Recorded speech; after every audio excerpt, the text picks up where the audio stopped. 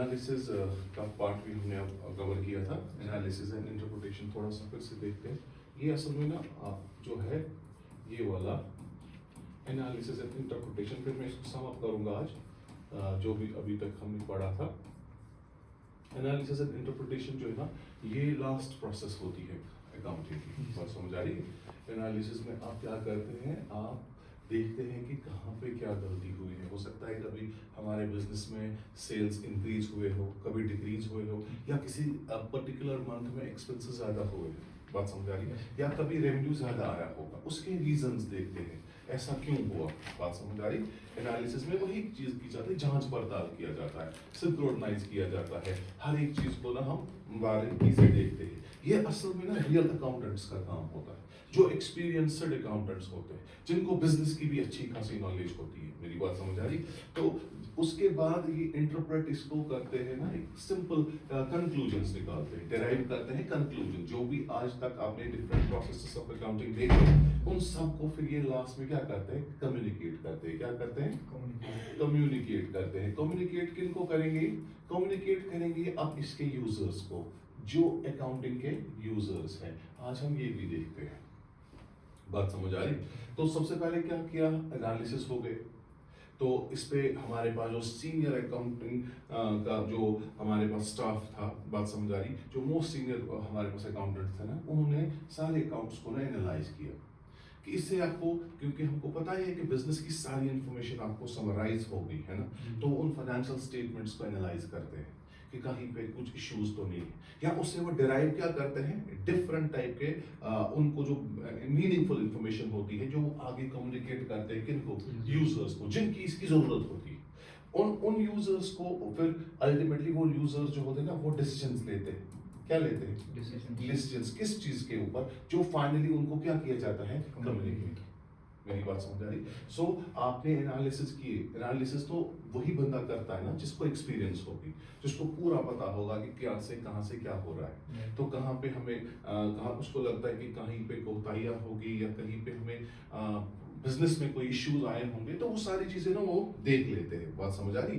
तो अल्टीमेटली क्या किया जाता है, इसको इंटरप्रेट किया जाता है, तो एक ऐसी आसान लैंग्वेज में, जो लैंग्वेज एक फिर कॉमन इंसान समझता है। मेरी बात समझ आ रही? इसके लिए भी डिफरेंट टेक्निक्स है जो आपके सिलेबस में नहीं है। एनालिसिस के लिए हमारे पास डिफरेंट टेक्निक्स अवेलेबल है, या जिनको हम टूल्स ऑफ फाइनेंशियल एनालिसिस कहते हैं, उसको हम बोलते हैं टूल्स ऑफ फाइनेंशियल एनालिसिस। उसमें आपको याद रखना, एक टूल हमारे पास आता है रेशो एनालिसिस। रेशो एनालिसिस हमारे पास एक टूल आता है।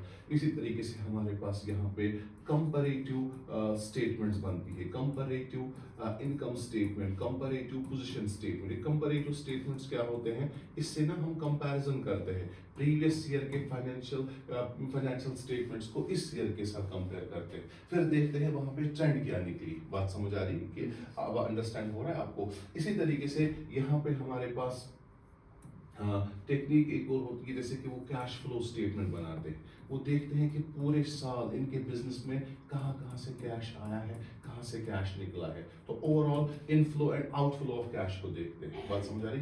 फंड फ्लो स्टेटमेंट प्रिपेयर की जाती है, या हमारे पास और भी मैथमेटिकल टेक्निक्स है, मैथमेटिकल मेथड्स है, जिनकी वजह से हम इन चीज के ऊपर एनालिसिस कर रहे हैं। बात समझ आ रही? तो आप वो सारी चीजें बिजनेस की जो है वो एनालाइज करते हैं, ठीक है। और एनालाइज करने के बाद जो भी आपको उस एनालिसिस के डिराइव करोगे ना कंक्लूजन्स, वो इंटरप्रेट किया जाएगा। समझ आ रहा है? ट्रांसलेट करेंगे हम उसको। क्या करेंगे? ट्रांसलेट कर। इंटरप्रिटेशन का मतलब होता है ट्रांसलेट करना। ट्रांसलेट किस में करना? एक सिंपलर फॉर्म में। और जो ट्रांसलेट आप उसको करोगे ना, उसी चीज को बाद में आप क्या करते हो, कम्युनिकेट। किनको? इसके यूजर्स को। बात समझ आ रही है? अब जो ये हमारे पास यूजर्स होते हैं ना अकाउंटिंग के, ये हमारे पास दो टाइप्स के होते हैं। बात आपको समझ आ रही है? कितने टाइप के यूजर्स होते हैं? दो। एक कुछ होते हैं इंटरनल यूजर्स और कुछ होते हैं एक्सटर्नल यूजर्स। आपको बात समझ आ रही है? कुछ क्या होते हैं? Internal and external users. सबसे पहले हम अब बात करते हैं जो आपके पास इंटरनल यूजर्स है। इंटरनल यूजर्स, और दूसरा टाइप क्या आता है? External users. आपको हम फिर से हम वही डेफिनेशन को याद करेंगे। क्योंकि ये हमने कंप्लीट आज करेंगे इसका इसका पार्ट। तो इंटरनल यूजर्स में आपको कौन कौन आता है वो जरा गौर से समझिएगा। हमारे पास इंटरनल यूजर्स में सबसे पहले ओनर्स होते हैं जो बिजनेस के मालिक होते हैं, बात समझ आ रही। इनको आप प्रॉपराइटर्स भी कह सकते हो। प्रॉपराइटर का मतलब होता है ओनर ऑफ द बिजनेस, बात समझ आ रही। बात समझ, in case of a company, अगर कंपनी होगी तो उनको हम शेयर होल्डर्स कहते हैं। क्या कहते हैं? Share holders. बात आपको समझ आ रही है? ये इनको इम्पोर्टेंटली इस अकाउंटिंग की इंफॉर्मेशन की जरूरत पड़ती है। बात आपको समझ आई। और इंटरनल यूजर्स में कभी आपके एम्प्लॉयज भी होते हैं। आपके एम्प्लॉयज भी इंटरेस्टेड होते हैं आपकी अकाउंटिंग की इंफॉर्मेशन को जानने में, क्योंकि वो उनका मुद्दा और मकसद ये होता है ताकि हमें भी सैलरीज इंक्रीज हो जाए, हमें भी बोनस मिले। बात समझ आ रही। They are also interested in knowing your accounting information. They are also considered as a internal user because they are internal to the business. बात समझ आ रही। और बाकी जो यूजर्स होते हैं ना एक्सटर्नल, वो आउटसाइड ऑफ योर बिजनेस होते हैं, जिसमें आपके पास सबसे पहले होते हैं आपके जो सप्लायर्स है। अभी तो टेक्निकल टर्म्स में यूज नहीं कर रहा हूँ। सप्लायर्स आप याद रखेंगे, इनको हम क्रेडिटर्स भी कहते हैं, जो उधार पे आपको माल बेचते हैं। बात समझ आ रही है? वो सप्लायर्स जो आपको गुड्स प्रोवाइड करते हैं, ठीक है, ऑन क्रेडिट बेसिस। बात समझ आ रही है? जब भी मुझे फॉर एग्जांपल मैं एक सप्लायर हूँ, मुझे आपको गुड सप्लाई करने हैं, ठीक है, तो मैं इस चीज़ में इंटरेस्टेड होगा कि मैं पहले चेक करूँगा कि आपकी जो क्रेडिट वर्दीनेस है वो कैसी, या आपकी जो सॉल्वेंसी ऑफ द बिजनेस है ना, कि आपने जो भी आप पैसा मतलब जो भी आपने कर्जे अभी तक आपने लिए हैं, बैंक से लिए हैं, लोन लिया है, फिर वापस कितने टाइम तक वो करते हैं, तो वो सारी इंफॉर्मेशन अकाउंटिंग के जरिए से पता चलती है। या आपको बाकी जो हमारे पास जो शॉर्ट टर्म फाइनेंशियल पोजीशन आपके बिजनेस की है, मतलब आपने जो शॉर्ट टर्म पे जो कर्जे लिए होते हैं, बात समझ आ रही। फॉर एग्जांपल आपने इस साल परचेज किए थे गुड्स 2 लाख में उधार में, और eight the end of the year आपको 2 लाख में से सिर्फ 10,000 ही बाकी है, तो 1,90,000 आपने पे किया हुआ है। वो चीजें कहाँ से पता चलेगी? अकाउंटिंग से। तो कोई भी नया सप्लायर या क्रेडिटर जो है वो आपकी अकाउंटिंग इंफॉर्मेशन को जानने की इसमें इंटरेस्ट रखता है कि हम ये पता करें। बात समझ आ रही है? ऐसे ही हमारे पास जो कस्टमर्स होते हैं, कस्टमर्स आर ऑल्सो इंटरेस्टेड, जिनको हम आप अभी आप नाम रखोगे याद, इनका debtors are also interested in knowing the financial information of a business. मेरी बात समझ आ रही? क्योंकि उसी से तो पता चलता है ना कस्टमर को, ये इनको सेल जबरदस्त हो रही है। आजकल तो वही ज्यादा देखा जाता है, जितनी ज्यादा आपको सेल होगी या जितनी ज्यादा आपके कस्टमर्स का रीच होगा, उतने ज्यादा कस्टमर्स अट्रैक्ट हो जाते हैं, तो वो इंटरेस्टेड होते हैं। बात समझ आ रही? इसी तरीके से हमारे पास जो टैक्स अथॉरिटीज होती है, they are also interested in knowing your business के जो आपके अकाउंटिंग है वो उसमें इंटरेस्टेड होते हैं, क्योंकि उनको टैक्स इम्पोज करना पड़ता है। बात आपको समझ आ रही? वो भी इंटरेस्टेड होते हैं कि आपके बिजनेस के अकाउंटिंग से आपके बिजनेस के बारे में इंफॉर्मेशन पता चले। बात आपको समझ आ रही? गवर्नमेंट जो है ना, गवर्नमेंट इज ऑल्सो इंटरेस्टेड है ना, गवर्नमेंट भी इसमें इंटरेस्टेड होता है कि वो टाइम टू टाइम आपको देखे। Tax authorities come from government also. बात समझ आ रही कि नहीं? तो वो चीजें देखने के लिए दे ऑल ऐसे ही और भी हमारे पास यूजर्स होते हैं जो जिनको जरूरत होती है आपकी अकाउंटिंग इंफॉर्मेशन, या जिनको कभी जरूरत पड़ती है आपकी अकाउंटिंग इंफॉर्मेशन। मेरी बात आपको समझ आ रही है? तो आपके सप्लायर्स, आपके कस्टमर्स, आपके डेटर्स, आपकी टैक्स अथॉरिटीज, ये सारे जो है ना, they are all called as users, they are all called as we have all. इसके बगैर भी हमारे पास और लोग होते हैं जिनको इंटरेस्ट होता है आपकी बिजनेस की जानकारी हासिल करने में। आपकी बिजनेस की सारी नॉलेज हम उनको तभी हासिल होगी जब वो आपके अकाउंट्स पे नजर रखेंगे। मेरी बात आपको समझ आ रही है? तो अभी तक जो हमने देखा ना पहले दिन से, तो जो हमने पहली क्लास पढ़ी थी, हम अकाउंटिंग की एक प्रॉपर डेफिनेशन को देख रहे थे कि हमने स्टार्ट कहाँ से किया? आइडेंटिफिकेशन। हाँ, हमने पहले जी आइडेंटिफाई किया, identify and measuring financial transactions. उसके बाद हमने कहा रिकॉर्डिंग करेंगे, उसके लिए हमें क्या पढ़ना है, उसके लिए हमें प्रिपेयर करना है जर्नल एंड सब्साइडरी बुक्स, जिसमें सिलेबस में आपको जर्नल दिया गया है और आपको कैश बुक दिया गया है। उसके बाद हमने क्या कहा क्लासिफिकेशन, उसके लिए जो हमें पढ़ना है वो क्या है लेजर, बात समझ आ रही। उसके बाद हमने क्या कहा समराइजेशन, समरी आपको प्रिपेयर करनी है, उसके लिए हमें प्रिपेयर क्या करना है ट्रायल बैलेंस और trading and profit and loss account, balance sheet जिसको हम बोलते हैं फाइनेंशियल स्टेटमेंट्स। और उसके बाद क्या मैंने कहा था इसमें हमें क्या करना पड़ता है एनालिसिस। एनालिसिस तो फाइनल फंक्शन होती है, जो भी रिकॉर्डेड डेटा होता है ना उसको एनालाइज किया जाता है, उसको जांच पड़ताल किया जाता है और फाइनली उसी चीज को क्या किया जाता है इंटरप्रेट, ताकि ये एंड यूजर्स तक पहुंचे। एंड यूजर्स उसी के बेसिस पे फिर डिसीजंस लेते हैं। बात समझ आ रही है। सो फॉर एग्जांपल मैं एक क्रेडिटर हूँ, से फॉर एग्जांपल, या आपको फॉर एग्जांपल जो आपके पास होते हैं ना बैंक अथॉरिटीज जो ना आपको बैंक जो लोन देते हैं, they are also interested in knowing your business.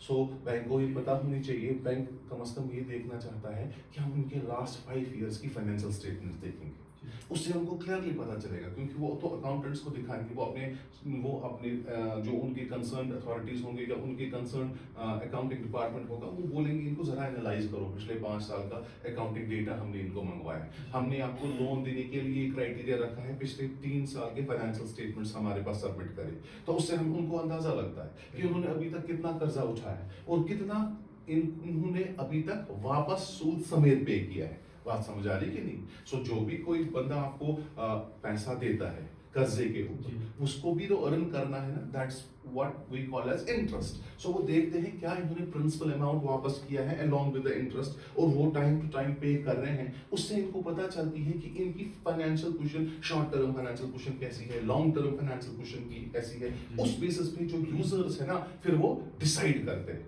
So decisions किस बेस पे लिए जाते हैं अब, जब कंडीशन देखी जाती है बिजनेस। एग्जैक्टली। तो इसका मतलब हो गया कि जो अकाउंटिंग है ना ये कंसिडर कर किया जाता है आज के टाइम में as a source of information. Accounting is considered as a source of information. क्यों? क्योंकि इस बेसिस पे क्या लिए जाते हैं डिसीजंस। बिजनेस के डिसीजंस भी किस बेसिस पे लिए जाते हैं अकाउंटिंग के बेसिस पे। So that's what today we consider accounting as a source of information. मेरी बात समझ आ रही। सो जो जितने भी डिसीजंस लिए जाते हैं बिजनेस की फाइनेंशियल कंडीशंस के बेसिस पे, बिजनेस की प्रॉफिटेबिलिटी के बेसिस पे, वो सब कुछ हम लेते हैं इस बेस पे जो आपके पास अकाउंटिंग है। तो हम आप कह सकते हैं ना सिंपल वर्ड्स में हम ये कह सकते हैं accounting acts as a source of information. Accounting acts as source of information. बात आपको समझ आ रही है। So accounting acts as a source of, याद रखिएगा इंफॉर्मेशन वो चीज होती है जिसके बेसिस पे डिसीजंस लिए जाते हैं। बात समझ आई। And we have one more thing that's called data. Data are the raw facts on the basis of which we can not take the decisions. बात आपको समझ आई। डेटा जो होता है ना, there is a difference between the data and information. Data are always raw facts. Yes, that are the fact related to you, but that we cannot take a decision on the basis of it, data. Say for example, एक simple example से समझाता हूँ। आपका for example मैं बताता हूँ कि आप मुझे बताइए कि आप for example 12th में पढ़ते तो आपका रोल नंबर क्या है। आपने बोला सर मेरा रोल नंबर ये है, ठीक है। ये किसी बंदे को बोलेंगे ये क्या है, वो बोलेंगे कोई भी नंबर है। वो डिसाइड नहीं कर पाता है कि ये इस बेसिस पे ये प्रॉपरली नहीं पता कर सकता है ये नंबर है तो है क्या। बात समझ आ रही। आपके लिए ये रोल नंबर है, लेकिन दूसरे बंदे को जब पूछा जाए, बोला जाए ये क्या है, तो वो बोलेगा कोई भी नंबर हो सकता है। ये किसी व्हीकल का नंबर हो सकता है, लाइसेंस का नंबर हो सकता है, फोन का आधा नंबर हो सकता है, कोई भी कोड हो सकता है। बात आपको समझ आई। लेकिन जब हम इसको प्रोसेस्ड फॉर्म में रखते हैं जहां पे लिखा गया होगा बाकायदा रोल नंबर आगे इसको, बात समझ आई। उसके बाद इस बच्चे का नाम लिखा होगा, एक रिजल्ट शीट आपके पास होगी, वहां पे भी ये नंबर होगा, तो ये प्रोसेस्ड फॉर्म में होगा। तो that is what is called as information. Means on the basis of which we can take decisions, but on the basis of data we cannot be able to take the decision. बात आपको समझ आ रही। So accounting में जो आपने record किया ना वो डेटा था, सो जो भी हमने ट्रांजैक्शंस रिकॉर्ड की ना वो क्या थी, वो Data. Data, Yes. फिर हमने वो क्लासिफाई की, उस समय भी वो डेटा, फिर जब हमने उसको समराइज किया, जब हमने उसको प्रॉपर तरीके से फाइनेंशियल स्टेटमेंट्स बनाए, बात समझ आ रही है, और उसके बाद जब हमने उसको इंटरप्रेट किया, एक सिंपलर लैंग्वेज में हमने उसको कम्युनिकेट किया, वो उस समय इंफॉर्मेशन थी, क्या थी? Information. सो जो अकाउंटिंग से बाहर निकल के आता है ना, वो क्या होती है? Information. और जिस बेसिस पे यूजर्स क्या लेते हैं, Decisions. डिसीजन। बात आपको समझ आई, क्लियरली समझ आ गया। सो इसका क्लियर हमें ये बात समझ आई होगी कि अकाउंटिंग क्या है। अकाउंटिंग में हम बाज़ाबिता इसका एक, जैसे कि मैं आपको समझाऊं कि इसमें हमारे पास पहले एक इनपुट होता है, उसके बाद प्रोसेस, और इस प्रोसेस के बाद आपको क्या मिलता है? आउटपुट। वो होती है आपकी इंफॉर्मेशन। यहाँ पे जो इनपुट आपने लिया, क्या बेटा, जो आपने क्या लिया, हाँ, वो जरा गौर से समझ लीजिएगा, ठीक है। अब हमारे पास जो भी हमने यहाँ पे पहले इनपुट लिया ना, वो था क्या बेटा? वो इंफॉर्मेशन थी कि वो डेटा वो होगा? data था, sir. Very good. इंफॉर्मेशन किस स्टेज पे आती है? जब डेटा पे प्रोसेस होती है, एक प्रॉपर मैकेनिज्म फॉलो करने के बाद ये फिर क्या बन के आता है? Output. Information. आउटपुट होती है हमेशा। So here you consider it as a Data. Data. जब इसको अपने अकाउंटिंग प्रोसेस में डाला तो वहां से बाहर क्या निकल के आया? Information. आपको बात बेटी समझ आई? तो क्लियरली हमें पता चला कि डेटा और इंफॉर्मेशन में फर्क होती है। हम डेटा और इन दोनों को इकट्ठे कंसिडर नहीं कर सकते। Data and information are two different things. बात समझ आ रही? इनपुट हमारे पास क्या था? इनपुट हमारे पास था फाइनेंशियल ट्रांजैक्शंस। क्या था? Financial transaction. बात आपको समझ आई? इनपुट हमारे पास क्या था बेटा जी? इनपुट हमारे पास सिर्फ और सिर्फ क्या था? Financial transaction. इसको हमने अकाउंटिंग के प्रोसेस में डाला। बात समझ आ रही? जहां पे जी आपने क्या की? रिकॉर्डिंग की, है ना? जहां पे आपने डे बुक बनानी, जर्नल आपने बनाई होगी। बात समझ आई? उसके बाद आपने इसको क्या किया? क्लासिफाई किया, है कि नहीं? क्लासिफाई में आपने इसको क्या, किस बुक में डाला? लेजर में डाला।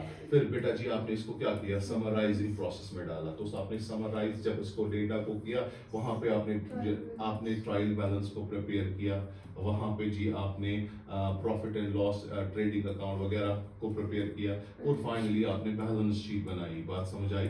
तो जिसमें आपने समराइज किया, आपने सारा जो भी अभी तक चल रहा था ये हमने इसको समराइज किया, और इसके बाद जो सीनियर अकाउंटेंट्स आ गए ना, उन्होंने हमारे डेटा को एनालाइज किया, एनालिसिस हो गए, और एनालिसिस के बाद उन्होंने कुछ कंक्लूजन्स दिए अपने एक्सपीरियंस के बेसिस पे। उन्होंने प्रॉपरली स्क्रूटनाइज किया हमारे अकाउंट्स को। मेरी बात समझ आ रही? एनालिसिस किए, और उसके बाद उसको एनालिसिस को इंटरप्रेट किया, उसको हाँ ट्रांसलेट किया उसको एक सिंपलर लैंग्वेज में, और वही जाके आगे क्या हो गया? हाँ, अब यहाँ पे हमारे पास जो बाज़ाबिता एनालिसिस वगैरह हो गई ना, एनालिसिस करने के बाद बाहर जो निकलेगा ना डेटा, Yes, sir. वो फाइनली क्या होगा आपका? जो कम्युनिकेशन उन्होंने की ना, वो फाइनली जो प्रोसेस कम्युनिकेशन का था ना, वो यहाँ पे जनाब आपका आउटपुट था, जो कम्युनिकेट किया गया किनको? Users. यूजर्स को। तो अब हम बोल सकते हैं ना, accounting as a source of information है। इसके बीच में एक प्रॉपर प्रोसेस फॉलो होती है। हमने स्टार्ट किया डेटा से, जो इनपुट प्रोवाइड करना पड़ा। बात समझ आई? Yes, sir. आप प्रॉपरली आज कंप्यूटर सॉफ्टवेयर्स बने हैं, किसके लिए? अकाउंटिंग के लिए। वो यही प्रोसेस फॉलो करते हैं। उसमें सिर्फ आप डेटा इनपुट करते हैं, फाइनेंशियल ट्रांजैक्शंस। बात समझ आ रही? Yes, sir. जो बाज़ाब्ता रिकॉर्ड हो जाती है, समझ आ रही? इसके बाद आप उसको प्रॉपर प्रोसेस में डालते हैं, और उस प्रोसेस के जरिए से recording, classifying, summarising, analysis, interpreting, ये प्रोसेस सारा वहाँ पे कंप्लीट होके, और फाइनली क्या हो बाहर आता है? ये इंफॉर्मेशन आती है, ये इंफॉर्मेशन आउटपुट होता है। जब एक कम्युनिकेशन होती है, ये फिर हमारे पास 2 शीट्स में आती है, 3 शीट्स में आती है, जो आपके पूरे बिजनेस के एक पर्टिकुलर पीरियड को बताता है कि क्या हुआ है। आपको बात समझ आई? Yes, sir. So now what is accounting? Accounting acts as a source of information. So decisions आप किस पे लिए जाएगा? यहाँ पे मत आप डिसीजन लेंगे, हम डिसीजन यहाँ पे नहीं ले सकते, ये तो रॉ होता है ना। डिसीजंस लिए जाएंगे इस बेसिस पे। बात आपको, और डिसीजंस लेने वाले होते कौन है? यूजर्स। उस पे पर्टिकुलरली ज्यादा बिजनेस का डिसीजन लेता है ओनर, है ना। अब वो यूजर्स भी डिसीजन लेते हैं लेकिन वो अपने पर्सपेक्टिव से लेते जी, हैं। सर। आपको बात समझ आई, यहाँ तक क्लियर हो गया। तो अंडरस्टैंड हमने किया क्या, accounting as a source of information, is that clear. Yes, sir. So अब इसके बाद हम अब बात करेंगे, आज से हम अब देखेंगे कि अकाउंटिंग की टर्मिनोलॉजी क्या है बेटा जी, अकाउंटिंग Terminology, sir. टर्मिनोलॉजी। तो यूजर्स तो आपको समझ आ गए, कुछ इंटरनल है कुछ External. एक्सटर्नल है, जिसमें मैंने आपको कंज्यूमर्स, गवर्नमेंट, कंज्यूमर किस में आएगा, External. एक्सटर्नल में आएगा, गवर्नमेंट किस में आएगा, External. शेयर होल्डर और ओनर किस में आएगा, Internal. इंटरनल, है ना, वो बिजनेस के अंदर के एम्प्लॉयज किस में आएंगे, Internal. नहीं employees are working in your business, शाबाश, कोई बात नहीं, कंफ्यूज नहीं होना है। एम्प्लॉयज कहाँ पे होते हैं ना, वो होते हैं विद इन द ऑर्गेनाइजेशन, जो विद इन द बिजनेस है ना, दे आर इंटरनल। जो आउटसाइड द बिजनेस है, मेरी बात समझ आ रही Yes, है, sir. जिनके ऊपर बिजनेस का कंट्रोल है, इन्वेस्टर्स जो है ना, वो अपने बिजनेस के अंदर, मतलब आपके पास जो ओनर है, ओनर, बात समझ आ रही है, जो बिजनेस चला रहे हैं, ठीक है, तो वो आपके बिजनेस के अपने लोग हैं, ठीक है ना। हाँ, अब अगर बाहर के शेयर होल्डर्स हैं, in case of company, Yes, sir. बात समझ आ रही, वो भी ओनर्स ही माने जाते हैं। शेयर होल्डर जो भी है ना, से फॉर एग्जांपल आपने किसी कंपनी के शेयर्स खरीदे, आपको शेयर होल्डर माना जाता है। आपकी जो हैसियत उस बिजनेस में होती है ना, वो आप ओनर ही माने जाते जी, हैं। सर। मेरी बात समझ आ रही। फिर आपने कम ही पैसा इन्वेस्टमेंट क्यों ना किया हो, उस इन्वेस्टमेंट जितनी आपने की होगी उतनी ही आप ओनरशिप उस बिजनेस में रखते हैं। बात आपको समझ आई, क्लियरली समझ आ गया। और मुझे बताइए, रिसर्चर्स जो होते हैं, बड़ी बड़ी बिजनेस ऑर्गेनाइजेशंस का डेटा वो लेते हैं, उस पे वो बिजनेस रिसर्च करते हैं, बिजनेस एनालिस्ट्स आप देखते हैं आए दिन, बिजनेस चैनल्स अलग होती है, उस पे वो उन एनालिस्ट्स को बुलाते हैं, वो आपको मार्केट के बारे में बताते हैं कि कहाँ पे राइज होने की चांसेस है, कहाँ पे शेयर्स का कीमत घटने का चांस है। वो सारे रिसर्चर्स होते हैं, उनको आपकी अकाउंटिंग की इंफॉर्मेशन जरूरत होती है, वो आपके बिजनेस के बाहर होते हैं। बात आपको समझ आ रही है। सो इनको, इवन दो आपके पास जो न्यूज़पेपर्स है ना, या जो हमारे पास मीडिया होती है, मीडिया फेडरलिटी, they are also interested in knowing your business, वो अकॉर्डिंगली न्यूज़ बनाते हैं। मेरी बात आपको समझ आ रही, वो बाहर जाती है वो न्यूज़, क्लियरली समझ आ रहा है। इसी तरीके से इवन दो सबसे बड़ी बात, competitors are very much interested in knowing your business, है ना, Yes, sir. because we can say there is a cutthroat competition in the business. तो competitors हमेशा आपसे कुछ ना कुछ इंफॉर्मेशन निकालने की कोशिश करते हैं, तो अकाउंटिंग एक जरिया होता है। Yes, sir. अब एक बात क्लियरली आपके जहन में क्वेश्चन उठेगा, आप बोलेंगे सर हमें एक चीज बताइए, हम अपनी अकाउंटिंग जो है ना, ये सिक्रेसी होती है ना, मान लीजिए आप एक कोई बिजनेस करते हैं, मैं आपके अकाउंट अगर देखूंगा तो मुझे पूरा पता चलेगा ना आप क्या कर रहे हो क्या नहीं कर रहे हो। से फॉर एग्जांपल हमारा यहाँ पे कोई बिजनेस सेटअप है, अगर आप हमारे अकाउंटिंग बुक्स पे नजर डालोगे तो आपको क्या पता चलेगा कि कितने पैसे कमा रहे हैं, कहाँ से आ रहा है, क्या, तो business is all based on the secret. लेकिन हम अब मसला ये है सर, हम इसको बाहर क्यों रखें, ये इंफॉर्मेशन बाहर हम क्यों निकालें। बात आपको समझ आ रही। ये अब मैंने इस बेस पे आपको याद रखना पड़ता है कि बिजनेस के अलग अलग फॉर्म्स होते हैं। बिजनेस के क्या होते हैं, हम अलग अलग फॉर्म्स ऑफ बिजनेस ऑर्गेनाइजेशंस। अभी जिस बिजनेस की हम बात कर रहे हैं ना, वो है सोल प्रोपराइटर बिजनेस। कौन सा business, Sole proprietor. Sole proprietor business का मतलब जो नॉर्मली आप देखते हैं दुकानें वगैरह, Yes, sir. कोई बाहर आप जाएंगे तो आपने एक बिस्किट का एक पैकेट लिया, तो वो ये दुकानें जो होती है छोटे छोटे सोल प्रोपराइटर्स होते हैं, एक सिंगल ओनर चलाता है, वही बंदा इन्वेस्टमेंट भी इस बिजनेस में करता है, वही इस बिजनेस को मैनेज भी करता है, वही इस बिजनेस की रिस्क को भी अंडरटेक करता है, because business is always involve with risk. There is we cannot call any activity as a business until and unless there is an involvement of risk in it. Risk factor अगर आप बाहर निकालोगे ना तो business नहीं है. तो अब सोल प्रोपराइटर का बिजनेस जो है, बात समझ आ रही, जो अकेला एक बंदा संभालता है, ठीक है, ओनरशिप उसके अकेले की, उसके अकाउंट्स को पब्लिश करने की डोमेन में जरूरत नहीं होती, मतलब ये अपने अकाउंट्स मेंटेन करता है, ये जरूरी नहीं है किसी को दिखाएगा, इसको क्या जरूरत पड़ती है। बात आपको समझ आ रही है। अब फॉर एग्जाम्पल इसको लोन लेने के लिए बैंक के पास जाना है, बात समझ आ रही, ये बैंक के पास जाता है, मुझे लोन चाहिए 1 करोड़, ठीक, बैंक इसको बोलता है ठीक है आप, लेकिन हमें चार्टर्ड अकाउंटेंट से वेट करके पिछले 5 साल के फाइनेंशियल स्टेटमेंट्स लाओ, उससे उनको वहां पे उसको जरूरत पड़ती है बाहर देने की, वरना वो बाहर अपना डेटा या इंफॉर्मेशन नहीं देगा। बात समझ आ रही कि नहीं। ऐसे ही पार्टनरशिप का बिजनेस होता है, पार्टनरशिप के बिजनेस में हमारे पास एक से ज्यादा ओनर होता है। बात आपको समझ आ रही? Yes, sir. वहां पे एक से ज्यादा ओनर है। Yes, sir. ठीक, बात आपको आप आगे हमें ये पढ़ना है, पार्टनरशिप अकाउंटिंग हमारे सिलेबस में है। Yes, sir. कम से कम इस बिजनेस में 2 ओनर्स होते हैं। बात समझ रही? मैक्सिमम के लिए अलग रूलिंग बनती है। बात आपको समझ आ रही है? Yes. कितने पार्टनर्स एक बिजनेस को, उसमें इन्वेस्टमेंट भी कितने लोगों की होगी, एक से ज्यादा। जी, sir. बात समझ आ रही? कम से कम 2 से ज्यादा होनी चाहिए, है ना, 2 कम से कम। बात समझ आ रही? तो इन्वेस्टमेंट भी 2 लोगों से ज्यादा होनी चाहिए, या ऐसे तरीके से जो वो बिजनेस मैनेज करेंगे, कंट्रोल करेंगे, वो भी सारा एक से ज्यादा होंगे, है कि नहीं? ये भी अपने अकाउंट्स को क्या रखते हैं अपने पास, ये बाहर नहीं इनको निकालते, क्योंकि अकाउंट्स के जरिए से आपके बिजनेस की सारी सीक्रेसी बाहर निकलती है।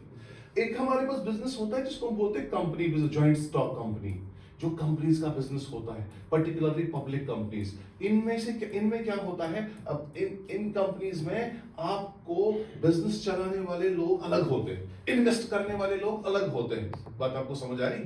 तो इसमें क्या होता है कि ओनर है ना, Single owner. सिंगल ओनर जो है ना, वही इस बिजनेस को रन भी करता है, मैनेज भी करता है, इन्वेस्ट भी वही करता है, Yes, sir. और उसी के ऊपर उसी को कंट्रोल होता है सारे बिजनेस के ऊपर। बिजनेस को मैनेज भी कौन करता है, बिजनेस के सारे इंटर अफेयर्स कौन देखता है, वही ओनर। यहाँ पे वही पार्टनर्स होते हैं, वही मैनेज करते हैं, वही कंट्रोल करते हैं, वही इन्वेस्ट करते हैं। लेकिन जो बड़ी कंपनीज होती है ना, पर्टिकुलरली पब्लिक कंपनीज, से फॉर एग्जांपल हम जेके बैंक की बात करते हैं। जेके बैंक किसी पर्टिकुलर पर्सन का नहीं है. ये तो पब्लिक डोमेन में पब्लिक कंपनी। बात आपको समझ आ रही? इसमें जो इन्वेस्ट करने वाले लोग होते हैं ना, जिन्होंने इसमें इन्वेस्टमेंट की होती है, वो अलग होते हैं। जो इस बिजनेस को मैनेज करते हैं वो अलग होते हैं। बात आपको समझ आ रही? तो इनके बीच में एक डाइवोर्स होता है, इन्वेस्टर्स अलग, बिजनेस को मैनेज करने वाले अलग। यहाँ पे मैनेजमेंट होती है जो बिजनेस को मैनेज करती है, और इन्वेस्टमेंट में यहाँ पे शेयर होल्डर्स की होती है।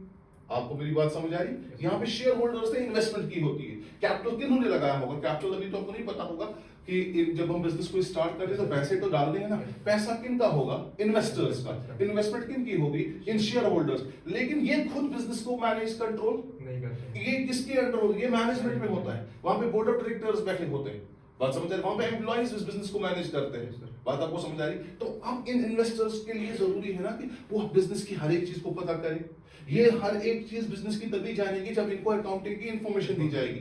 तो गवर्नमेंट के मुताबिक जो कानून बना है, इन पब्लिक कंपनीज के लिए मैंडेटरी है कि वो अपने अकाउंट्स को क्या करे? पब्लिश करे, और अपने रजिस्टर्ड ऑफिस में इसकी कॉपी को रखे, और जब भी इन्वेस्टर चाहे वो देख ले। आज तो हमारे पास ऑनलाइन का सिस्टम इनके वेबसाइट्स पे अवेलेबल होता है। आप जेके बैंक की वेबसाइट पे जाएंगे ना, तो आप पिछले सालों के कितने फाइनेंशियल स्टेटमेंट्स आपको एक क्लिक से डाउनलोड हो जाएंगे। क्यों? क्योंकि यहाँ पे इनके लिए मैंडेटरी। बात आपको समझ आ रहा है? वरना हम अपने सोल प्रॉपर्टीशिप या पार्टनरशिप या हिंदू अनडिवाइडेड फैमिली, ये जो बिजनेस हम करते हैं ना, इनमें बिजनेस में इन्वेस्टमेंट भी उन्हीं लोगों की होती है जो बिजनेस को मैनेज करते हैं, चलाते हैं। वो नहीं चाहते कि हम बाहर अपनी अकाउंटिंग इंफॉर्मेशन दें, लेकिन इनके लिए मैंडेटरी होता है। क्योंकि वहां पे देखिए, आपने मान लीजिए जेके बैंक के अभी शेयर्स खरीदे, Yes, sir. अब मतलब देखते हो हर दिन की बिजनेस में क्या हो रहा है, आप मत वहां पे हो। वहां पे तो अलग लोग बैठे हैं जो बिजनेस अफेयर्स देखते हैं, उनको सैलरी मिलती है। बात आपको समझ आ रही है? तो आपको पता होनी चाहिए ना कि इस बैंक ने कितना कमाया, इनको इनकम कितनी हुई, इनको घर एक्सपेंसेस कितने हुए। वो सारी चीजें जानने के लिए गवर्नमेंट ने मैंडेटरी रखा है कि आप अपने अकाउंट्स को पब्लिक डोमेन में लाएं। बात आपको समझ आई? बात आपको समझ आई? वरना अकाउंटिंग इंफॉर्मेशन जो भी होती है ना, ये तो एक बिजनेस की सीक्रेसी को रिवील करता है। बात आपको समझ आ रही है? अब क्या होता है, कभी कभार एक इंपॉर्टेंट टर्म ये पूछी गई थी कि कभी कभार बाहरी दुनिया को एक इंप्रेशन डालने के लिए या बाहरी दुनिया को धोखे में रखने के लिए अकाउंट्स को मैनिपुलेट भी किया जाता है, जो इसकी मान लीजिए डिसएडवांटेज भी। इन अकाउंट्स को ना कभी कभार मैनिपुलेट किया जाता है इस तरीके से कि हम जितना हमारे पास है बिजनेस में ओवरऑल सॉल्वेंसी क्वेश्चन या हमारी फाइनेंशियल क्वेश्चन होती है, उसको हम बड़ा चढ़ा के दिखाते हैं, ताकि बाहरी लोगों को क्या पड़े? इंप्रेशन, वो इंटरेस्टेड हो इसमें कि वो हमारी कंपनी में इन्वेस्ट करें। या कभी कभार प्रॉफिट को कम दिखाने के लिए कभी कभार हम अपने फिगर्स को स्लैश डाउन करते हैं। मेरी बात समझ आ रही? सो इस मैनिपुलेशन को हम कहते हैं विंडो ड्रेसिंग। क्या बोलते हैं? ये टर्म याद रखिएगा, ये पूछा गया था। विंडो ड्रेसिंग का मतलब क्या हो गया? वो चीज दिखाना जो एक्चुअल, जैसे मेकअप करता है ना मेकअप आर्टिस्ट, वो होता है कुछ एक अलग चीज है, जब उसके ऊपर वो आर्टिस्ट अपने हुनर दिखाते हैं तो वो बनता कुछ और है। बात समझ आ रही? वैसा ही हमारे पास कॉन्सेप्ट अकाउंटिंग में भी होता है कि हम अकाउंटिंग इंफॉर्मेशन को बाहरी दुनिया में इस तरीके से मैनिपुलेट करवाते हैं ताकि वहां पे एक इंप्रेशन कैरी हो। कभी कभार हम क्या करते हैं, डिलिबरेटली अपने फिगर्स को बढ़ा चढ़ा के दिखाते हैं, कभी कभार बात समझ आ रही कि नहीं? तो what we call it as, हाँ ये चीज तो ऑडिट में देखी जाती है। मतलब आपको समझ आ रही? ऑडिट जब किया जाता है ना तो वो क्या होता है, हम आगे पढ़ेंगे, अकाउंट जो भी कोई बनाता है ना फिर दूसरा कोई चेक भी करता है। बात आपको समझ आ रही कि नहीं? तो कहीं पे कुछ गलत तो नहीं किया है, रूल्स को वायलेट तो नहीं किया है। आपको बात समझ आ रही? Is this clear? ये बात बेटा समझ आ गया आपको? सो अभी तक हमने अब समझा क्या कि हमने एक अकाउंटिंग प्रोसेस को समझा, ठीक है? तो एक और टर्म जो मैंने आपको समझाने की जरूरत थी वो अकाउंटिंग साइकिल। अकाउंटिंग साइकिल जैसे वाटर साइकिल होता है ना, पढ़ा होगा आपने। तो ऐसे ही हमारे पास अकाउंटिंग साइकिल होता है। क्लियर? अकाउंटिंग साइकिल जो आपका है ना वो कहां से अब स्टार्ट हो गया? रिकॉर्डिंग से। रिकॉर्डिंग में आपने क्या किया बेटा जी?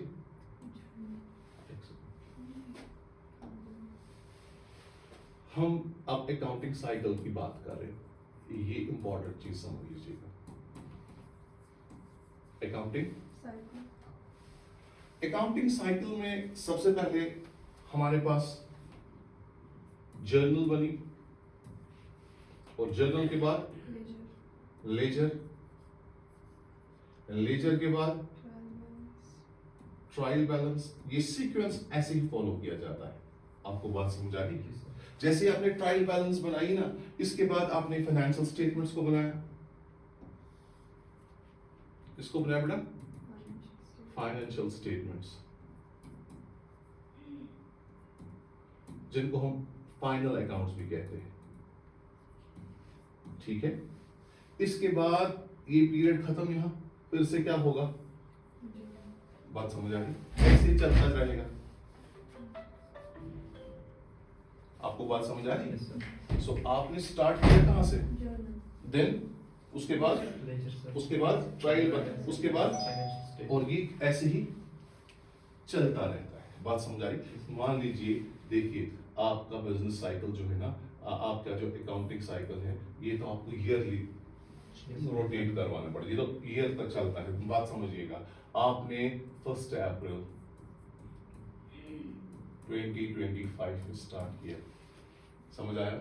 अब आपको इसके लिए एक पर्टिकुलर पीरियड रखना है जहां पे ना हमें क्या करना है? क्लोज करना है। बिजनेस तो कंटिन्यू करेगा, लेकिन अपनी अकाउंटिंग में आपको अपने बिजनेस की पोजीशन जानने के लिए कहीं पे अकाउंट्स को क्लोज भी करना होता है, जो आपको फिगर एक पर्टिकुलरली देगा। फॉर एग्जांपल मैं चाहता हूं कि फॉर एग्जांपल मैंने इस बिजनेस पूरे इस महीने ट्रांजैक्शंस की, फाइनेंशियल ट्रांजैक्शंस, अब मैं क्या चाहता हूं at the end of the year या at the end of the period at least मुझे ये पता चले कि पूरे पीरियड में मेरे बिजनेस में क्या हुआ है। तो उसके लिए फाइनेंशियल स्टेटमेंट्स प्रिपेयर करते हैं। Ultimate objective of the business is to earn profit, and every businessman is interested to know whether my business have earned profit और I have suffered from the losses. So वो चीजें जाननी है ना, उसके लिए पर्टिकुलर पीरियड पे आपको रोकना है। बात समझ रही? फॉर एग्जाम्पल आप कर रहे हो रिकॉर्ड, अब आप कह रहे हो मैं पहले स्टॉप करता हूँ, मैं पुराना देखता हूँ। जैसे आपने आप फॉर एग्जाम्पल कोई भी चीज पढ़ाई कर रहे हैं ना, अब एक जगह पे स्टॉप करते हैं, मैं रिविजन करूंगा।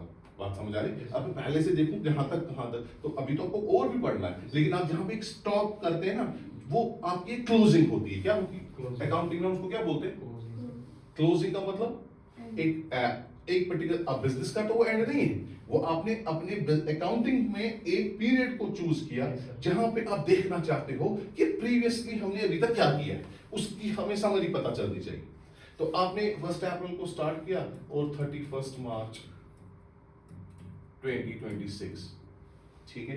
अब मुझे बताइए क्या ये कैलेंडर ईयर है कि फाइनेंशियल ईयर है? शाबाश, ये फाइनेंशियल ईयर है। स्टार्ट हो गया अप्रैल से, 31 मार्च को एंड हो गया। तो आपकी यहाँ पे जो भी बिजनेस में आपने स्टार्ट किया ना, यहाँ से जर्नल रिकॉर्डिंग तो पूरे साल होती रहेगी। लेकिन एक पर्टिकुलर पीरियड आप रोकोगे जहां पे आप क्लोजिंग करोगे। इसका ये मतलब नहीं कि उस दिन हम बिजनेस अपना बंद करेंगे, नहीं, कंटिन्यू चलेगा प्रोसेस, बात समझ आ रही है? तो लेकिन हम जहां पे क्लोजिंग ले रहे हैं ना, इस क्लोजिंग पे हमें अपने बिजनेस की फाइनेंशियल पोजीशन के बारे में पता चलना चाहिए। तो इसी वजह से ये चीजें जो होती है ना, ये एक आपके पर्टिकुलर जो आपके पास फाइनेंशियल पीरियड होगा, 6 महीनों का है, 1 महीनों का है, 1 साल का है, उस पे बनाया जाता है। ये प्रोसेस तो कंटिन्यूअसली चलता रहता है, बात आपको समझ आ रही है? ये चीजें यहां से जो चीजें बन, देखो जर्नल आप बनाओगे, ट्रांजैक्शंस तो डेली बेसिस पे होती रहेगी, लेजर में क्लासिफिकेशन भी होती रहेगी। जब आप यहाँ पे समराइज करते हो ना, समराइज एक पर्टिकुलर पीरियड की बात करते हो, बात आपको समझ आ रही है? Yes sir. समरी कहाँ पे बनाएंगे? एक स्पेसिफिक पीरियड। हाँ एग्जैक्टली। प्रोग्रेस रिपोर्ट कब आएगा बच्चे का? हर दिन मत प्रोग्रेस रिपोर्ट निकलेगा, प्रोग्रेस रिपोर्ट निकलेगा ना एंड पे। तो वैसे फाइनेंशियल स्टेटमेंट्स भी आपको एंड पे बनानी है, समराइज जहां पे आपको करना है एक पर्टिकुलर पीरियड पे, तो आपकी क्लोजिंग हो गई। Yes sir. अब इसके बाद अब हमें क्या करना है, 1 अप्रैल 2026 यहाँ पे अब फिर से नई ओपनिंग स्टार्ट हो गई। आपको बात समझ आई? Yes sir. इसीलिए ओपनिंग क्लोजिंग आपको बहुत सारी चीजों में अकाउंटिंग में देखना है। ओपनिंग का मतलब होता है जहां से स्टार्ट शुरू हो जाएगा। बात समझ, आपने स्टार्ट किया था यहाँ से, अब इससे पहले कुछ नहीं था। Yes sir.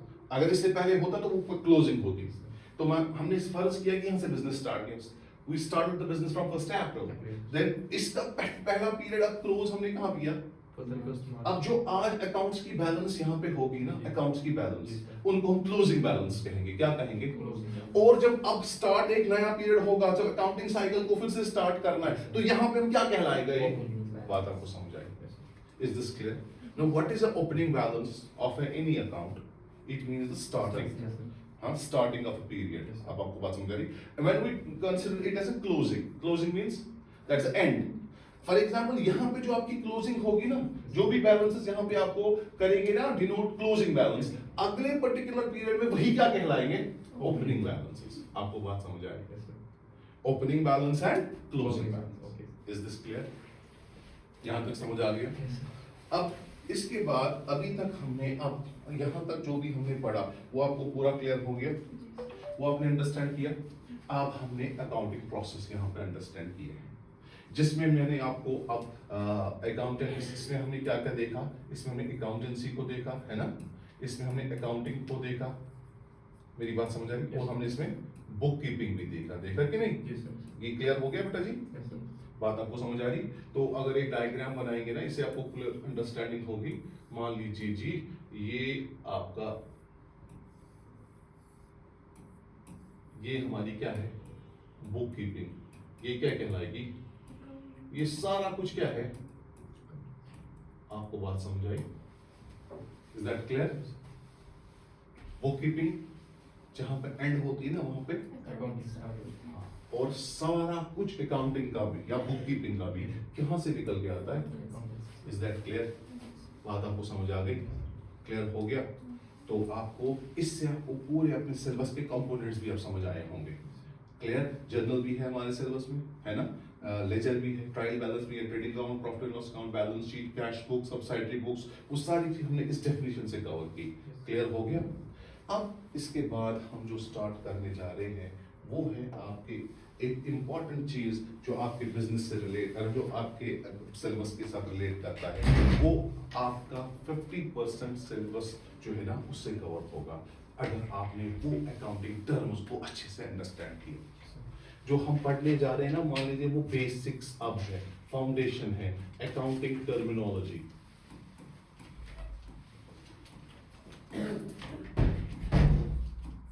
बात आपको समझ आई?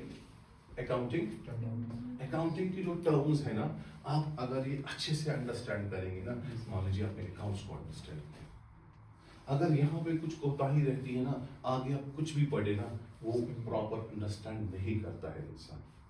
क्लियरली समझ आ रहा है मैं क्या कह रहा हूँ बेटा? सो अकाउंटिंग, देखो अकाउंटिंग क्या है? ये एक लैंग्वेज ऑफ बिजनेस है ना, और अकाउंटेंसी क्या है? एक प्रॉपर डिसिप्लिन है ना, ये एकेडमिक सब्जेक्ट है ना। हर एक सब्जेक्ट में अपनी अपनी टर्मिनोलॉजीज होती है जी सर। जो कभी अगर साउंड सेम भी करती है। कुछ वर्ड्स ऐसे होते हैं, जैसे होमोनिम्स कहते हैं उनको, आपको इंग्लिश में पढ़ना होगा, ये भी आपके सिलेबस में। कुछ ऐसे वर्ड्स होते हैं जो उनकी साउंड सेम होते हैं, बात समझ आ रही? इवन स्पेल भी उनका सेम होता है, लेकिन मीनिंग कैरी वो डिफरेंट करते हैं। मेरी बात आपको समझ आ रही है? So we start with accounting terminologies. और याद रखिए जो अकाउंटिंग टर्मिनोलॉजीज में स्टार्ट कर रहा हूँ ना, ये बिजनेस पॉइंट ऑफ व्यू से देखिए। किस पॉइंट ऑफ व्यू से? Business point of view. हाँ, हर एक चीज जो भी हम देखेंगे, मान लीजिए हमें एक बिजनेस करना है, हमें क्या करना है? Business. और बिजनेस करने के लिए क्या चाहिए, मुझे आपसे पूछना है। मुझे बिजनेस करना है, आपको बिजनेस करना है, क्या चाहिए उसके लिए जरा बताइए, पैसा सर. है ना? एक पैसे के बगैर पैसा हम नहीं कमा सकते। बात आपको समझे? हम बोलते हैं पैसा पैसे को खींचता है, जी सर. ठीक है? तो अब स्टार्ट करेंगे हम सबसे पहले एक टर्म अकाउंटिंग की, दैट इज कॉल्ड कैपिटल। क्या बोलते हैं इसको? Capital. कैपिटल होता क्या है? कैपिटल होता क्या है वो समझिएगा। आपने कहा कि हमें बिजनेस करना है, ठीक है? खाली हाथों से तो नहीं कर सकते। मान लीजिए हमारे पास एक बंदा है, इसका नाम फॉर एग्जाम्पल अहमद है। अहमद को अपना फादर कहता है एक काम करो, आप अपना बिजनेस स्टार्ट करो, ठीक है? आप अपना बिजनेस स्टार्ट करो, ठीक है? या खुद भी ये इंटरेस्टेड था कि मुझे बिजनेस ही करना है, मुझे एंटरप्रेन्योर ही बनना है, मुझे एम्प्लॉय नहीं बनना, मुझे एम्प्लॉयर बनना है, मुझे जॉब प्रोवाइडर बनना है, मुझे जॉब सीकर नहीं। कभी ऐसा भी कुछ लोग ऐसे भी होते हैं, वो कभी हमेशा अपने लेवल पे देखते हैं, अलग अलग सोच। तो इसने कहा कि मुझे बिजनेस करना है, ठीक है?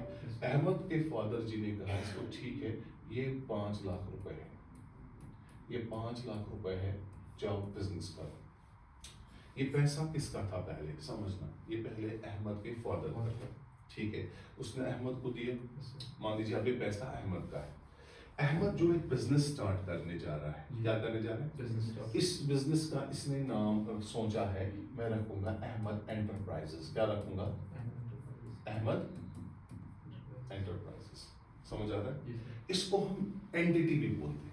क्या बोलते हैं? Entity. एंटिटी। क्या एंटिटी का मतलब होता है जो किसी बिजनेस एस्टैब्लिशमेंट या किसी ऐसी चीज को रिप्रेजेंट करता है जो जहां पे बिजनेस किया जाए, उसको क्या बोलते हैं? Entity. फिलहाल आप याद रखिए, simple name of a business. Business. Okay. हाँ, अब बिजनेस को हम जो इससे बिजनेस सेटअप कर रहे हैं ना, उसको हम क्या बोलते हैं? एंटिटी। ये भी एक टर्म है, जी सर. बात आपको समझ आ रही है? क्या बोलते हैं इसको? एंटिटी। Entity. एंटिटी का नाम क्या है इसने कहा? Ahmed Enterprises. पहले 5 लाख किसके हैं? इसके Father के थे. अब मान लीजिए अब तो अहमद Ahmed है, के सर. बात समझ आ रही है? Yes sir. अब अहमद ने क्या कहा, मुझे क्या करना है स्टार्ट? business. बिजनेस नाम बिजनेस का चूज, एंटिटी का क्या रखा? अहमद एंटरप्राइजेस। अब ये 5 लाख रुपए जो है ना, ये 5 लाख रुपए अब अहमद एंटरप्राइजेस के हो गए, अहमद के नहीं है। सबसे पहले ये बात है, ये समझना जरूरी है। पहले थे अहमद के फादर के, अब उसने किसको दिए? Ahmed. अहमद कौन है आप? Business owner. Owner, proprietor. याद रखिएगा, इस अहमद, खाली अहमद को बोलेंगे, मैं एक ही चीज से आपको मल्टीपल टर्म्स कवर करूंगा। अहमद को बोलेंगे प्रॉपराइटर, क्या बोलेंगे? Proprietor. ये आप बोलते हैं ओनर भी बोलते हैं ना। Yes sir. तो ये जो अहमद है एक अलग चीज है, अहमद एंटरप्राइजेस अलग चीज है। एक बेसिक अकाउंटिंग प्रिंसिपल आपने फिर सीखा। Business and businessman are two separate entities. Yes. Business एक अलग चीज है, बिजनेसमैन एक अलग चीज है। हमारे पास एंटिटी जो बिजनेस है ना, उसका नाम क्या है? और जो हमारे पास अब प्रॉपराइटर है उसका नाम क्या है? क्या अहमद और Ahmad Enterprises one of the same है? No, sir. तो ये तो अलग अलग है। बिजनेस अलग और बिजनेसमैन। अलग. बिजनेस का नाम क्या है? Ahmed Enterprises. बिजनेस का नाम क्या है? अहमद एंटरप्राइज। बिजनेसमैन का नाम क्या है? Ahmed sir. बात आपको समझ आई? Yes sir. अब इसने ये 5 लाख पहले अब अहमद के थे ना, Yes sir. अब ये 5 लाख इसने बिजनेस में डाले। जी सर. किस बिजनेस में? जिसका नाम, Ahmed Enterprises. अब ये 5 लाख भी किसके हो गए? Ahmed Enterprises. ये दिया किसने बिजनेस को? Ahmed. अहमद के बाबा ने हाँ, अब बाबा को हम छोड़ दें, अब हम अहमद पे आते हैं। बात समझ आ रही? तो कहानी बढ़ेगी ना। तो अब ये पैसे मान लीजिए अहमद के हैं, Yes, sir. इसने किसको दिए? Business and Ahmed Enterprises. हाँ, अब ये 5 लाख जो है ना, ये किसके हो गए? Business के sir. मुझे ये 5 लाख मुझे इसने किया ना बिजनेस में इन्वेस्ट जी सर. किया ना, जी सर. इसने ये इन्वेस्टमेंट की ना बिजनेस को Yes, खड़ा sir. करने के लिए। बिजनेस में जो अब जान डालनी है ना, वो पैसों से ही डालनी। स्टार्ट तो बिजनेस से, हाँ नो डाउट आप कहेंगे it start, business starts from an idea, Yes, but sir. You need to convert या translate that idea into the reality. That reality starts when you have a money. बात आपको समझ आ रही है? फिर ये आपने बाबा से लिया ये पैसा या आपने बैंक से लोन लिया ये पैसा, बात समझ आ रही है? Yes, sir. बैंक ने फिर बाद में दे, ये बैंक से भी ले सकता था ना। Right. अब इसको नहीं था पहले, तो इसने लिया, लोन लिया, Yes. बिजनेस के नाम पे लोन नहीं लिया, अपना लिया। अब के वो पैसा इसने किस में डाला? Businessman. तो हम अभी सिंपल बात कर रहे थे, अहमद के पहले पैसे थे, उसने अहमद एंटरप्राइजेस में डाले। बात समझ आई? तो कितना डाला इसने? 5 5 लाख। वो 5 लाख से फाउंडेशन बनी ना इस बिजनेस की। सो जो भी इन्वेस्टमेंट एक प्रोपराइटर ने इस बिजनेस को स्टार्ट करने की उसको क्या बोलते हैं? आपको बात समझ आई? सो आप कह सकते हो मुझे अहमद एंटरप्राइजेस में कितना इन्वेस्टमेंट है? 5 lakh कैपिटल कितना है? 5 लाख। आपको बात समझ आई? क्या नाम इसका पड़ा बेटा? अहमद बिजनेस का नाम। और इसमें कैपिटल आज कितना है आप? 5 lakh very good. So 5 lakh rupees is now, ये मुझे बताओ ये पैसा अहमद एंटरप्राइजेस का है कि अहमद का है? अब ये अहमद का नहीं रहा, अब ये किसका पैसा बन गया? हाँ एग्जैक्टली, बात आपको समझ आई। अगरचे अहमद ने ही पैसे दिए, मान लीजिए अहमद ने ही पैसे दिए, किसको दिए? बिजनेस को। हम असल में किस चीज को फर्क कर रहे हैं? Business and businessman are two separate entities. Accounting principle जब पढ़ेंगे ना, पहला अकाउंटिंग प्रिंसिपल यही है, बिजनेस एंटिटी असम्पशन, उसको बोलते हैं business entity which states that business and businessman are two separate entities। अब अहमद एंटरप्राइज सेपरेट है, अहमद खुद सेपरेट है। अब बात समझ आ रही? अब मुझे बताइए कैपिटल अहमद एंटरप्राइजेस में कितना हो गया? 5 lakh बात आपको समझ आई? अब ऐसे ही अहमद ने 5 लाख रुपए डाले, किस में? बात समझ आ रही? वो किस फॉर्म में था? कैश के फॉर्म में, है कि नहीं? Yes। कैश के फॉर्म में कितना था बेटा? 5 लाख। हो सकता है इसके पास अपना एक लैपटॉप भी था, इसने कहा कि ये लैपटॉप भी अपने कहाँ पे लूं? बिजनेस। बात समझ आ रही? इसने अपनी लोकेशन कोई चूज की होगी जहां से अपना बिजनेस को अभी ऑपरेट कर रहा है। इसने लैपटॉप भी लिया, क्या लिया? लैपटॉप। इसने हम फॉर एग्जांपल कुछ फर्नीचर भी घर से लिया। बात समझ आ रही? स्टार्ट में तो सब कुछ करते ना, पहले से हमें स्टार्ट करना है। अब मुझे बताओ अहमद एंटरप्राइज में अभी कैपिटल कितना इन कैश है? 5 lakh अब इसका भी हमें मनीज वर्थ निकालनी है। मान लीजिए लैपटॉप जो है ना ये आपका 30,000 का है और फर्नीचर आपका जो है ना वो 20,000 का है, तो 30 और 20 कितने हो गए? 50,000, है कि नहीं? तो अब आपके पास, हमारे पास ये भी अब लिख सकते हो कि लैपटॉप जो इसने बिजनेस में लाया ना एज अ कैपिटल, बात आपको समझ आई? ये 30,000 का है। अब आपने क्या किया? साथ में फर्नीचर भी लाया, ठीक है? फर्नीचर कितना? 20,000। आप मुझे बताओ कैपिटल कितना है? 5,50,000, जिसमें इन कैश कैपिटल है 5 लाख, इन काइंड है 50,000। मुझे बताइए अब ये लैपटॉप अहमद का है कि अहमद एंटरप्राइजेस का है? Very good. अब मुझे बताइए फर्नीचर अहमद का है कि अहमद एंटरप्राइजेस का है? You got this point? So that means capital क्या होता है? Investment made by the proprietor. Investment made by the proprietor into the business. बात समझ आ रही? It can be either in the form of cash or it can be in the form of kind. In the form of kind क्या क्या है अब? Laptop and furniture. बात आपको समझ आई? अब ये जो आपके पास देखिए एक एक टर्म से आपको एक और टर्म क्लियर होगी। ये आपने कैश डाला, ये आपने लैपटॉप डाला, ये आपका फर्नीचर है, ठीक है? ये सारे अब बिजनेस के हैं। अब ये हमारे अहमद के नहीं है, अब ये किसके हैं? अहमद एंटरप्राइजेस के। आपको बात समझ आई? Yes sir. क्लियर हुआ? तो आप लिखेंगे कैपिटल क्या होता है? Write down. It is the money, it is the money or money is worth, it is the money or money is worth invested by the proprietor, invested by the, it may be brought in cash, it may be brought in cash or in kind, it may be brought in cash or in kind। ठीक है? अभी इस kind में जो आपने जो डाला ना, इसको हम एसेट भी कहते हैं। ये जो आपके पास है ना, ये एसेट भी आपके हो गए। अभी हमें एसेट से आगे बढ़ना है। ये जो कैश भी है, लैपटॉप भी है, हाँ ये तो कैपिटल को ही डिनोट करता है, लेकिन इंडिविजुअली ये एसेट भी कहलाएंगे। क्या कहलाएंगे? कलेक्टिवली ये सारा कैपिटल है, लेकिन इंडिविजुअली ये कैश भी एसेट, लैपटॉप भी एसेट, फर्नीचर भी एसेट। बात आपको समझ आ गई? क्या लिखा आपने शाबाश?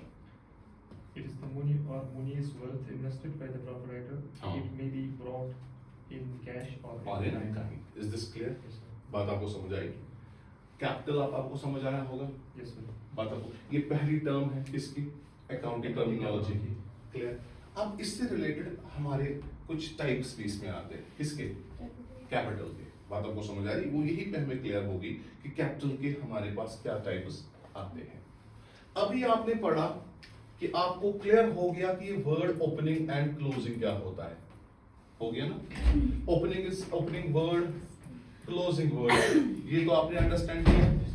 अब अगर मैं लिखूंगा ओपनिंग कैपिटल, अब आपके लिए कोई नई बात नहीं। अगर मैं लिखूंगा क्लोजिंग कैपिटल, अब आपके बाद ये नई बात। ओपनिंग कैपिटल अब हो गया वो कैपिटल जो स्टार्ट अकाउंटिंग पीरियड में होगा। बात आपको समझ आ रही, अंडरस्टैंड हो रहा है। अब अगर हम अब जहां पे क्लोजिंग ले रहे हैं, अब उस पीरियड पे जो कैपिटल हमारे पास होगा वो क्या कहलाएगा, बात आपको समझ आ रही। और जो कैपिटल होता है ना, ये कैपिटल इंक्रीज भी होता है और हाँ, इंक्रीज होगा किससे, आपको ही पूछूंगा सिंपल। बिजनेस में आपका कैपिटल किस किस चीज से इंक्रीज होगा, दो खुद बढ़ी तरक्की करे बिजनेस, सिंपल से बोलेंगे ना।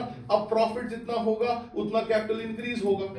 अब जितने लॉसेस हो, जितने ज्यादा एक्सपेंसेस होते जाएंगे, उससे कैपिटल क्या होगा, डिक्रीज। मुझे बताइए आपका जो कैपिटल ओपनिंग है ये हमेशा क्लोजिंग पे यही मत रहेगा, रहने के चांसेस भी है, लेकिन ये फ्लक्चुएट भी करेगा, इंक्रीज भी करेगा, डिक्रीज भी होगा। तो ओपनिंग कैपिटल आपको समझ आया। अब आपको वर्ड के कैपिटल तो टर्म है, हमने आगे क्या लगाया, ओपनिंग। इससे आपको समझ मतलब आ गया कि ओपनिंग एंड क्लोजिंग को क्लियरली हमने समझ लिया। अब टर्म हमने साथ में क्या लगाया, क्लोजिंग कैपिटल। क्लोजिंग कैपिटल का मतलब था कैपिटल जो हमारे पास है eight the end of the accounting period. वो पीरियड हमारा कैलेंडर ईयर भी हो सकता है या फाइनेंशियल ईयर भी हो सकता है। ओपनिंग समझ आ गया, क्लियर। अब किसी भी टर्म के साथ ओपनिंग और क्लोजिंग जोड़ेंगे ना तो मतलब वही होगा। बात आपको समझ आई।